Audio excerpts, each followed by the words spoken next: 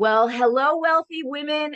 It is Coach Tamara here. I have really a very beautiful and touching success story to share with you today.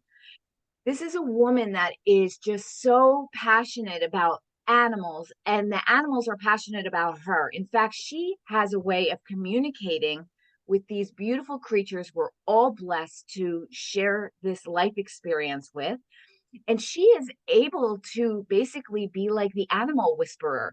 And she helps animals that have a little distress, maybe, or just need to change something in their behaviors.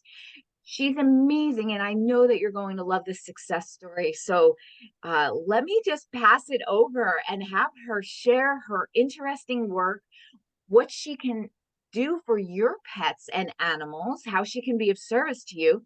And then she'll go ahead and share where you can find her so you can learn more. So, okay, so Paloma, please take it away and tell us all about your amazing work. Well, thank you very much, Tamara, for having me. My name is Paloma Baertschi. I'm an animal communicator and life energy consultant for animals. And I've been doing this work for over 20 years. I basically use telepathic animal communication. I have been able to help thousands of people and their animal companions, and I'm so happy. I live the life of my dreams. I do the work that I love, and I'm getting paid for it. So that's amazing. I mean, that's the dream. Absolutely. Yeah. So you can find me at Species Space. That is SPECIESSPACE.com. Perfect. Speciesspace.com. I love this. So can you share a little bit, like, how did this whole business and passion and idea start for you? What was some of the background that all of a sudden you knew this was for you and there was no other path and you were determined to take it? Well, it was a key encounter I had with a horse in summer 1998. And, as a child, we actually all have this, this ability to communicate with animals. And I really had a very good relationship with animals when I was a child. Animals were doing things for me they were not doing for their people. And adults used to ask me, how have you done it? What have you done? And I just said, well, I talked to them, and I thought adults were talking to animals as well, As a child, you don't know better. But then I grew up, and I noticed that something changed in the relationship with the animals. I had no clue what it was. And then in the end, I thought, well, maybe adults are just different to children, and that's the way it is. But then I had this key experience with a horse in summer 1998. I came back into the barn from a horse ride with my companion, Leomi. As I put him back into the paddock, nobody was at the barn at that time. And I went back to the car. And when I was at the car, I heard somebody saying, stop. And I mean, I froze. I knew there wasn't anybody there. And when I turned around, I thought, well, maybe it's the neighbor who wants something. But there was nobody there. I just could see one of the horses that was standing next to Leomi, looking at me very intensively. So I got the feeling I had to go back to the paddock. Then I got the feeling I had to turn around the corner. And there were two barrels that were usually filled up with water, but the two barrels were, just on the ground, and the horses didn't have any drop of water. And so I put up the barrels, filled them with water, and this horse was actually looking at me and observing me. And I thought, well, it might be thirsty. But then when I had filled both barrels up, the horse came, put his nose in one barrel, didn't drink, put the nose in the other barrel, didn't drink, looked at me, and I heard a thank you. Now, I was there my jaw dropped. I didn't know what had happened. I just knew something had happened. And so I went back home. I thought, well, I have to tell the story to somebody. I couldn't tell it to my then husband because he wouldn't have understood it. So back then, there were email groups, that was before social media and forums and all that stuff. People came together, and formed an email group, and then they exchanged emails. And that was our social media back then. So I was in an email group, and we talked about natural horsemanship. And I thought, that's the group to tell the story. Most of the people there were from the US and Canada. And I told the story there. I didn't expect any reactions, but I received answers. And the answers were like, oh, the horse contacted you. Oh, the horse communicated with you. Oh, that was animal communication. I was going like, what? You're like, wow, this sounds fun and exciting. Tell me more. Yeah. And all of a sudden I knew that was the missing link. That was what I had when I was a child, and I must have lost it, like everybody actually loses it. The childhood magic. Because it's like a language. It's nothing else like a language. And if you don't use a language, you sort of forget it, So when I came across animal communication, and then I researched the internet. Even back then, you could do some research on the internet. I came across Penelope Smith, who is a pioneer in animal communication. Penelope already said back in the 70s that she was talking to animals. So I ordered all her books and her cassette tapes, those relics, cassette tapes. The younger generation probably don't know, what cassette tapes are. It's like, yeah. But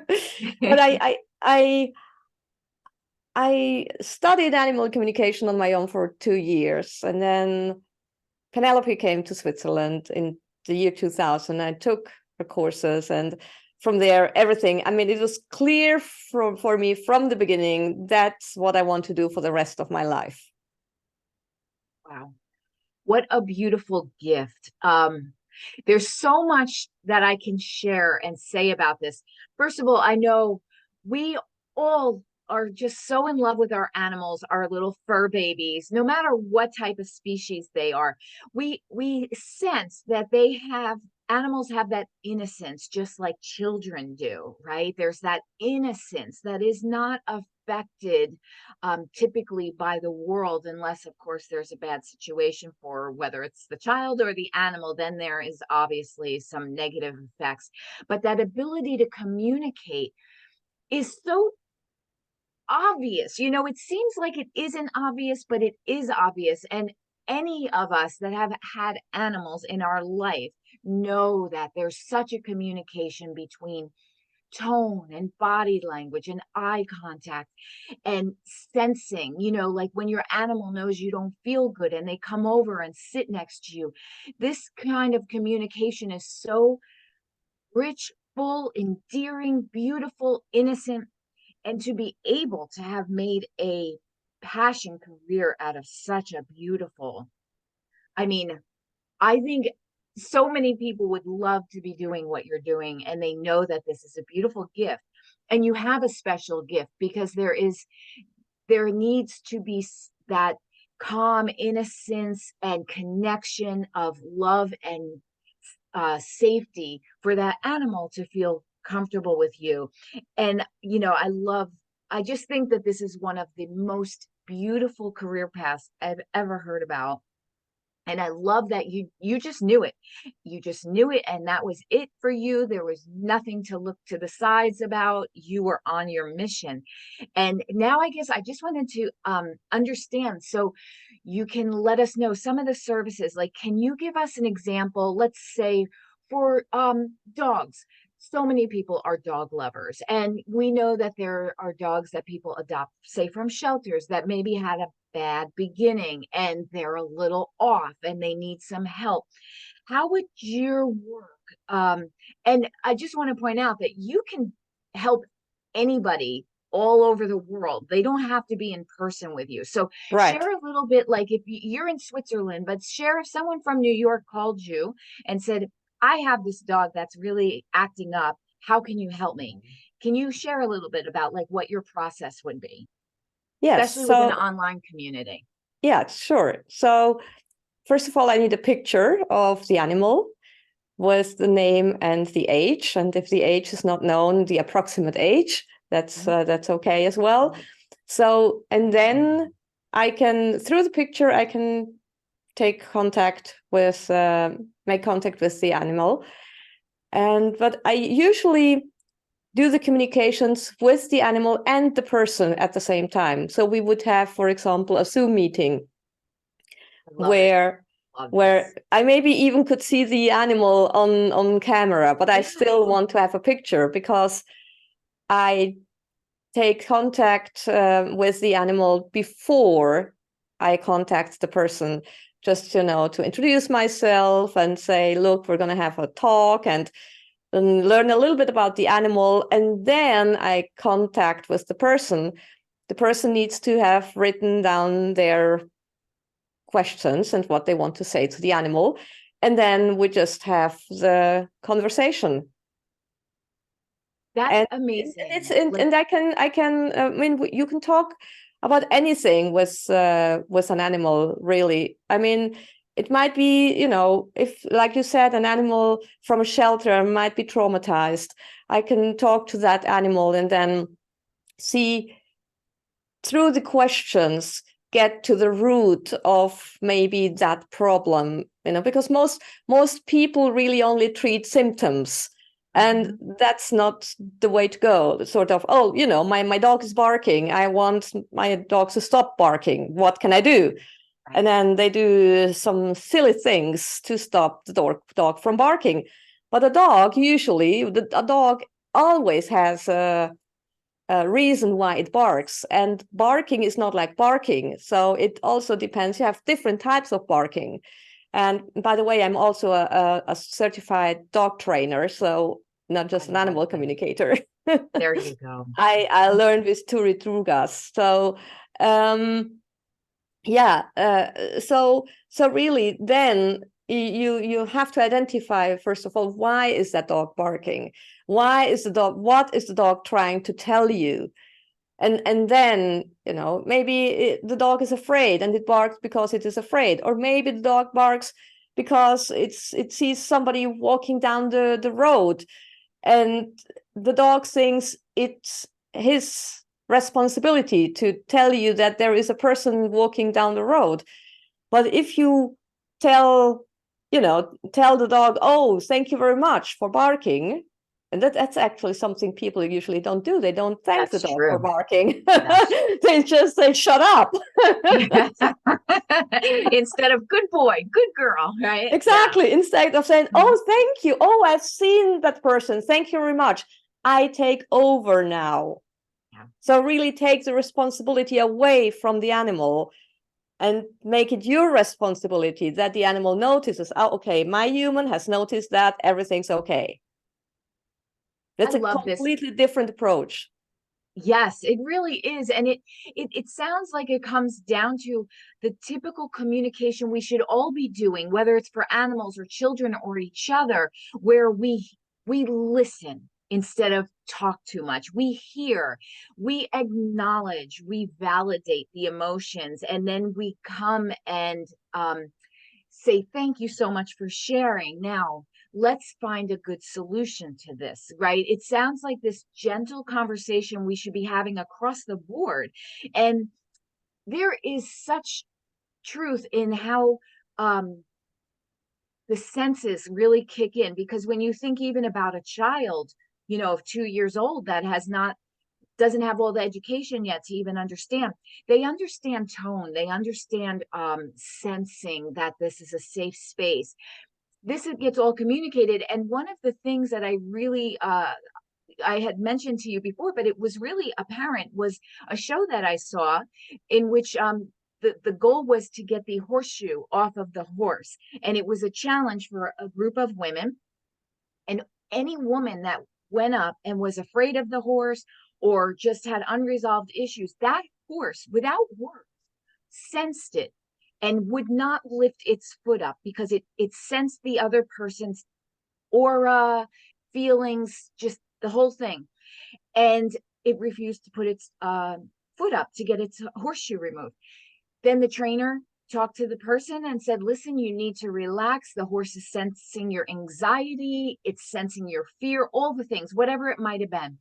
So the person did their best to do breathing exercises, a little meditation to put themselves in a better state. They went back to the horse lifted its leg immediately. So for anyone who has a doubt that there is the ability to communicate with animals, no. In fact, it's probably easier to communicate with an animal than a human. Sometimes it is, yes.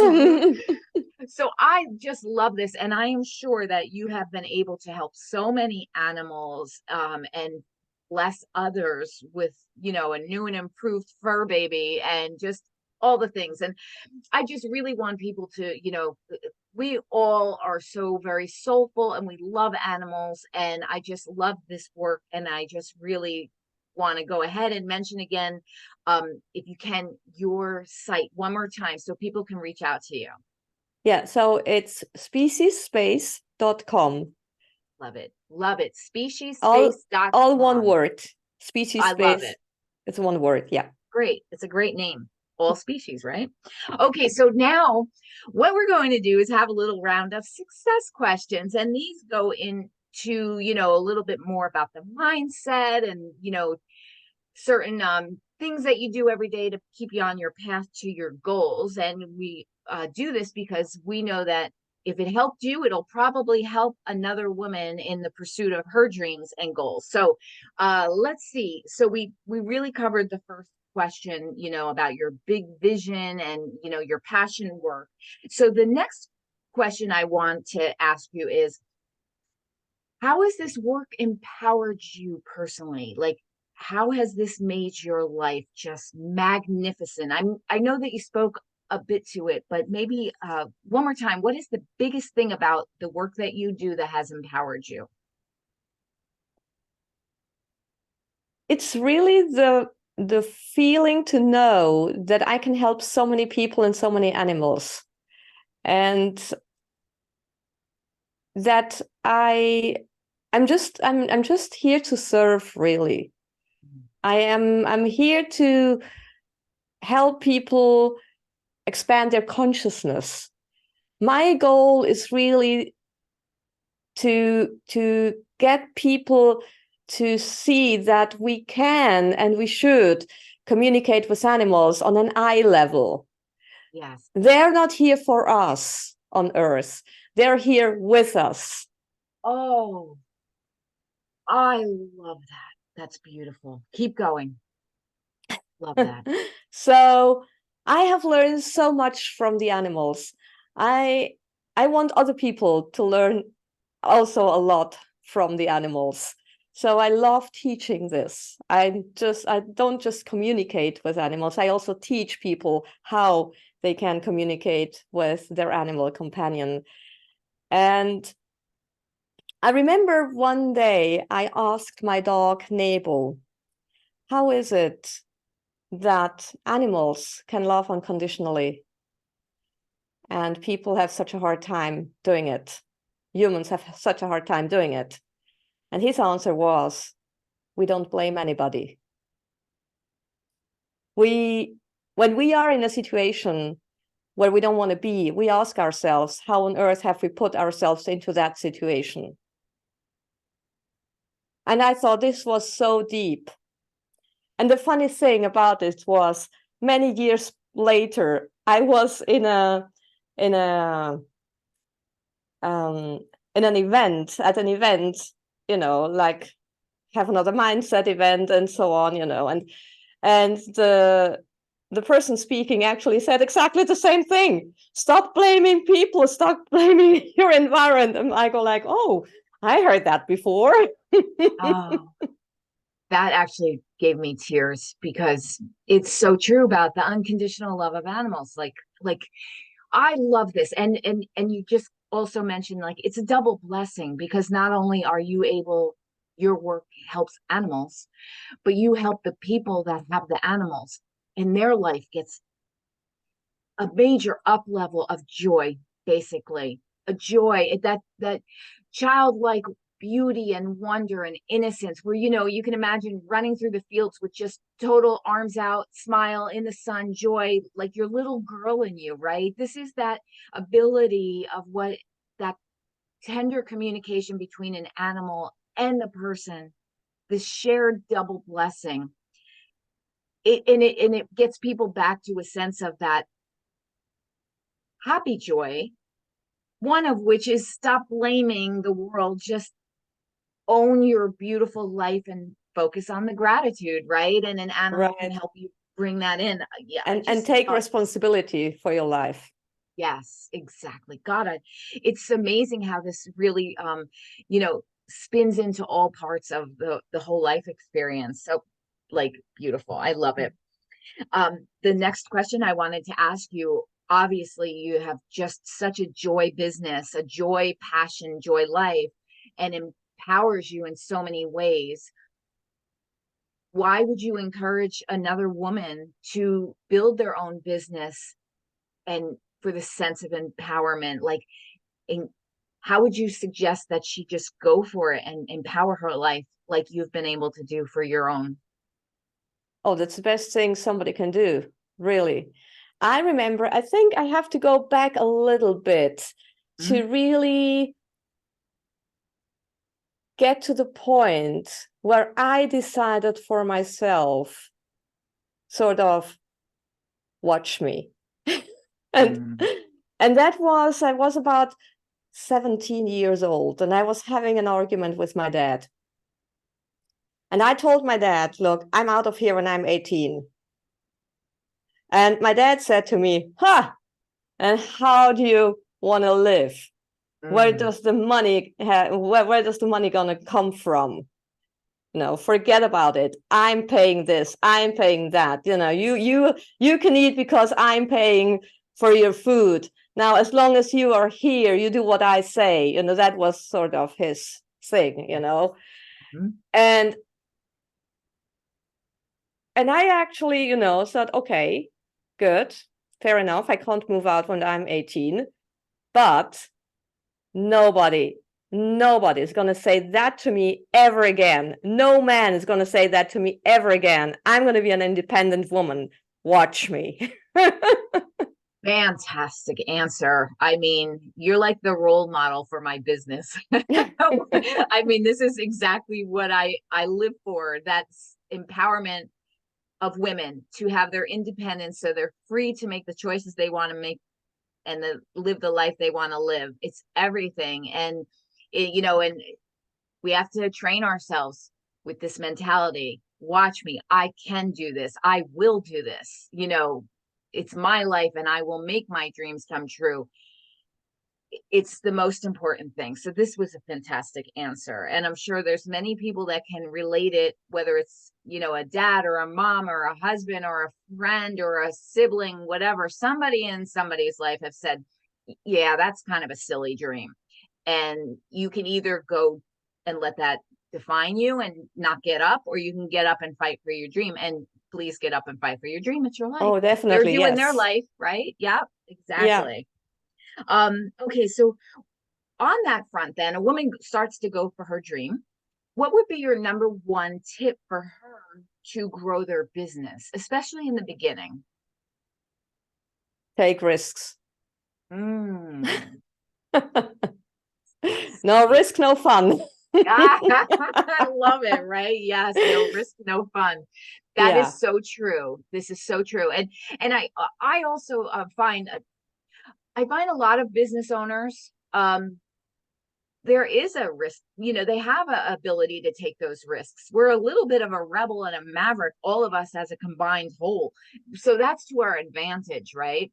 And then I always also think that it's kind of one of those things, like if it doesn't kill you, it makes you stronger. So what's the worst that Right. can happen? You lose a little money, you waste a little time, but on the other side, what is the good that possibly can happen? So just go for it, and know that even if it turns out to not be the greatest choice, you'll learn. There's no Yes. failure. There's just either a learning lesson or an up level, and you'll figure it out. And yeah, no risk, no fun. So have And fun with the business, right? I love and that. I think the most important question somebody can ask themselves is what Einstein said, actually.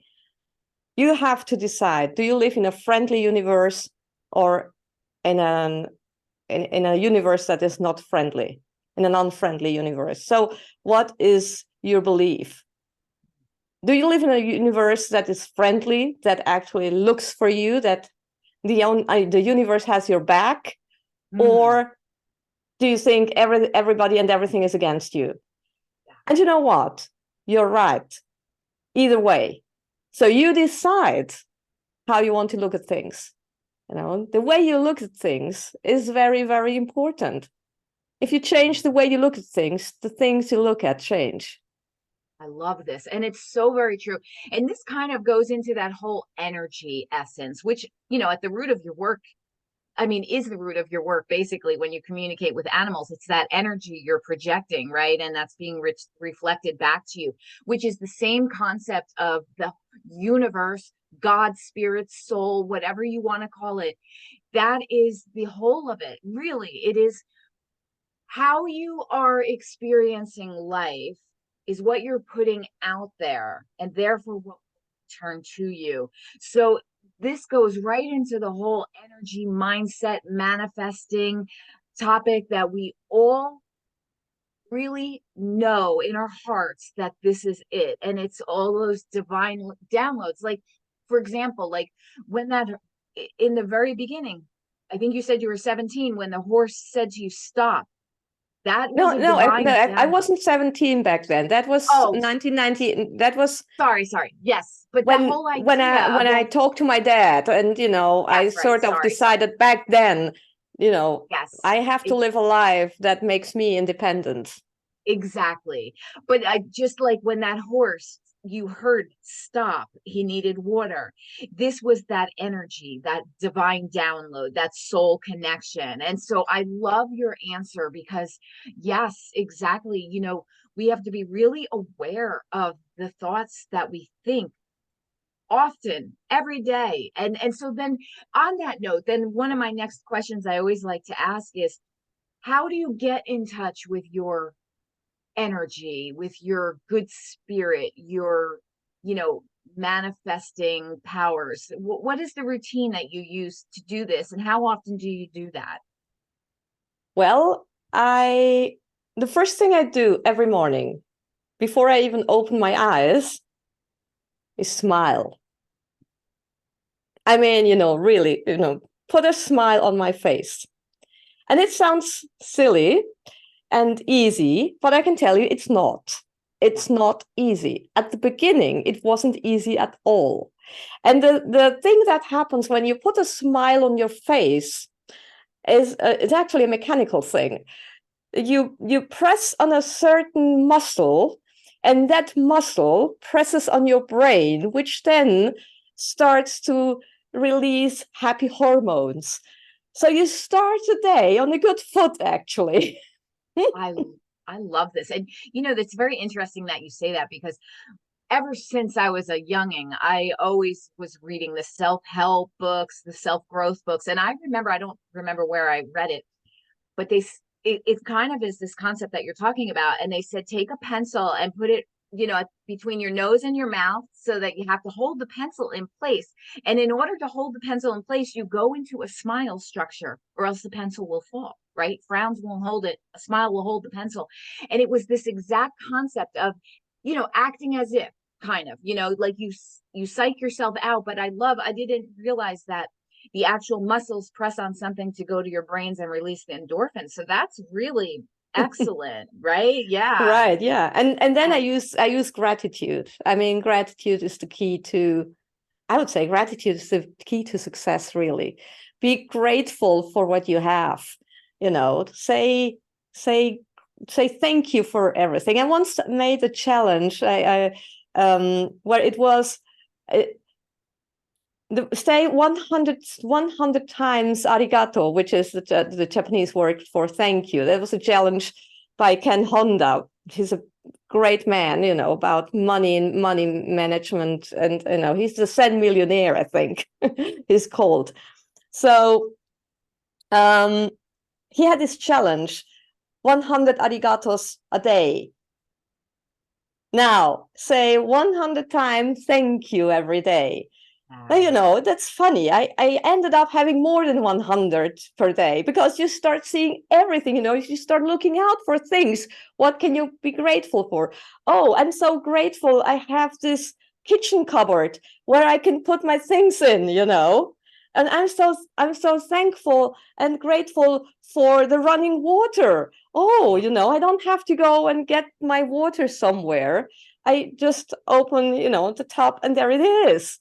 I'm so thankful for everything. My fork and knife. I don't have to eat with my hands. I mean, you find things you are thankful for.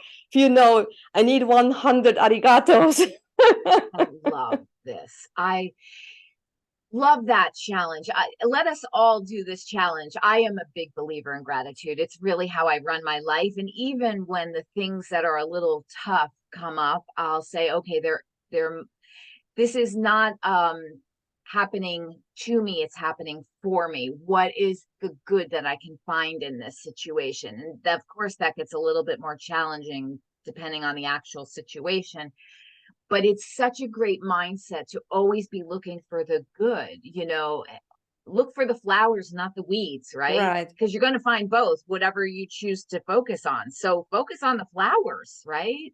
Exactly. I love this.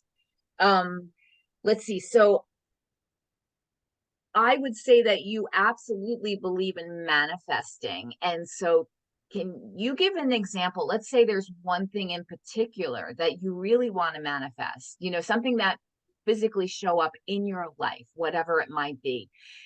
Do you have a process, like an actual, a goal, a vision board, a repetition, a meditation? How do you, when it's a specific thing and it will take a certain amount of time and then you will achieve it, how do you go about that? Goal setting, manifesting. Okay. Visually. Yeah. I love manifesting, actually. I love manifesting. And the most important thing is really that you set yourself into the vibration of the thing you want to have or attract or whatever. So feel like it's already happened. That's the most important thing. And maybe I can give an example of how I manifested my apartment I live in right now.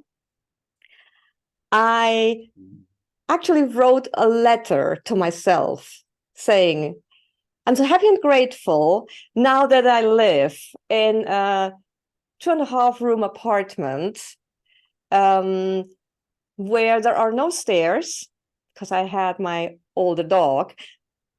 She's still with me, by the way, almost 20 years old. Wow.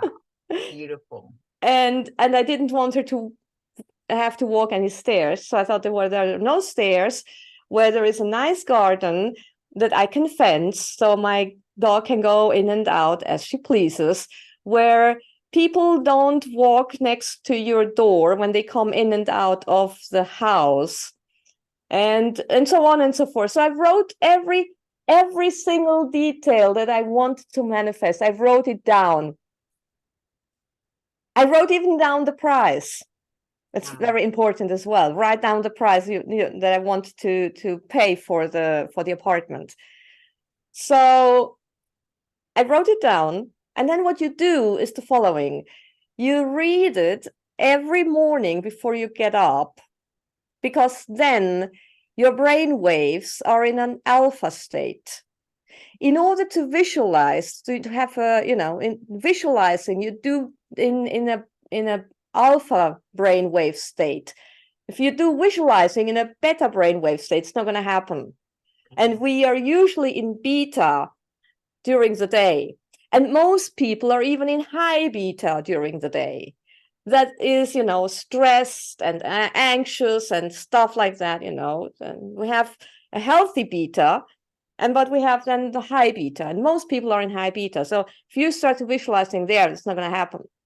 You have to be in the right brainwave. So early in the morning when we wake up, we are usually in alpha. So you read that every morning before you get up, and you feel it. You see the apartment in front of you, but not just visualize it. You have to feel it. The feeling is much more important than the picture that you see, because we're talking here about energies. And the heart, the energy that the heart puts out is 5,000 times stronger than that of the brain. So that's why it is important that you really feel what you want in your life. So then read that every morning, feel it as if you already are in that apartment. And then before you go to bed, you're usually tired. Okay, so then you start slipping into another brain wave as well already, and then you read it again. Before you go to bed, you read it again, you feel it, and then you go to sleep. Now, what happens is your subconscious mind starts to process all that during the night. Okay, now the next morning, you do the same thing, and you keep doing it until you have manifested the thing. It took me 10 days to manifest this flat. Oh, fantastic. From the moment I wrote that letter. And I had been looking for an apartment for 3-4 months. And then I thought, you know what? I could write that letter. I'm teaching that. I'm telling people to do that. Come on, yes. Paloma, you can do it yourself. So I sat down, wrote it down, started to read it. 10 days later, I signed the contract. I love this. I tell you, this interview is just packed with the whole way life works, basically. I mean, I have a couple more questions, but it's not even necessary because you have managed to answer the exact systems and formula for a joyful life. That's the most important. And joyful equals success. And so I am just so grateful for this interview. It is beautiful. Everything that you said, the gratitude, the manifesting, the energy, the connection, the not blaming, the taking responsibility, from taking risks and trusting, and just all the things that you mentioned today. It's just perfect. I am so thankful for this interview. This is going to inspire so many women. And I just want to say thank you so much for your time and your beautiful work. And please, women, reach out to her. She is just amazing in all manners of life. And I know that you will just be as blessed by her that I feel. So, Paloma, I just wanted to say thank you so much for sharing these wise words of wisdom and, just basically how to have a very, very joyful life, which is what it's about. Well, thank you very much for having me. I appreciate it. So, okay, wealthy women, I know that you will love this beautiful, inspiring interview. So, I look forward to sharing this interview with you, and please communicate with me, Paloma. Get back to either of us and just have a beautiful day. And don't forget to go for your dreams. You got this. Bye for now. Let me just put my glasses on so I can see.